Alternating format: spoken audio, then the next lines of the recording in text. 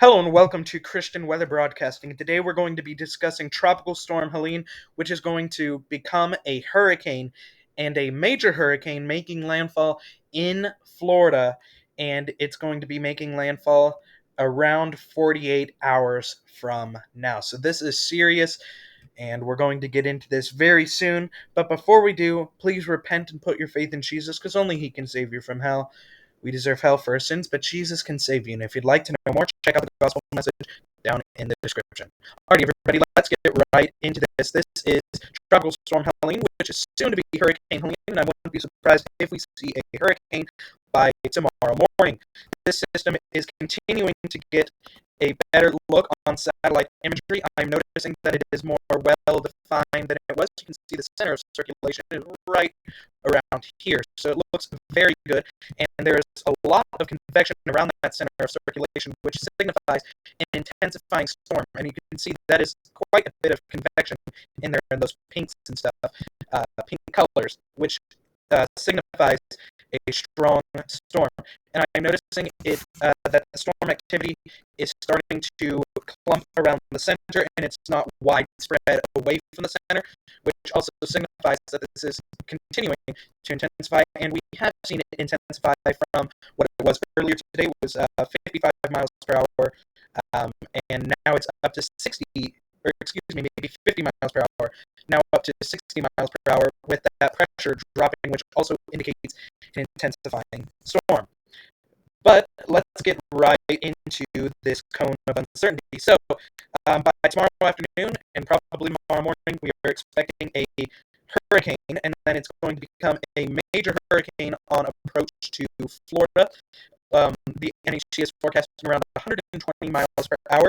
You can see those tropical storm warnings are extending well inland and also way south, away from the center, because you can see that wind field's on the right side of the storm, and that's going to graze Florida when it comes up. Tropical storm watch is extending into much of Georgia and parts of northeast Florida, and there is hurricane warnings and watches where the center is going on shore. And I wouldn't be surprised if these watches here actually become hurricane warnings eventually, because I think it'll still be a powerful hurricane quite inland, because it will be a fast-moving storm, and I expect it to be stronger than currently forecast as of now.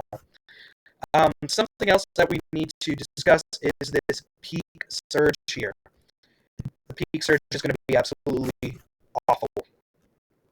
Let's start off with the lee surge, which is down in the Keys, where we're looking around 1 to 3 feet.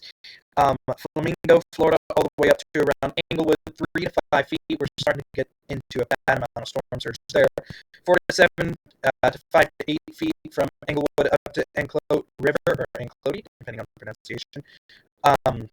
You got 6 to 10 feet here, and I don't want to pronounce that because I don't want to mess it up. And then 10 to 15 feet in this area. That is absolutely catastrophic storm surge, and around where landfall is going to be 5 to 10 feet. But because the wind's going to be pushing in this direction, where that area is going to get those extreme amount of storm surge, 10 to 15 feet is catastrophic, people. If you live in those areas, get out. Please, just evacuate. We're going to be looking at, right now, 80-90% chance of tropical storm force winds in the area where that landfall is going to be happening. Hurricane force wind speed probabilities right now is only 40 to 50% chance, but don't let that fool you. That will 100% be updated soon. We're looking at rainfall totals of around 8 to 12 inches where the landfall is going to happen, and up in the mountains, we could see a lot of rainfall. Certain areas looking like 12 to 16 inches, but a large portion in the mountains, Appalachian Mountains, are looking like 8 to 12 inches. So if you live in those areas, please be safe and prepared for flash flooding. Now let's go to the analysis tools. As you can see, extremely hot water in the area where the storm is going, and you can see the water's just extremely hot in those areas. So tomorrow's going to be a pivotal day to tell the exact intensity of the storm, whether it goes through rapid intensification or not. There is that possibility. I think we will be seeing a strong Category 3 to a low-end Category 4.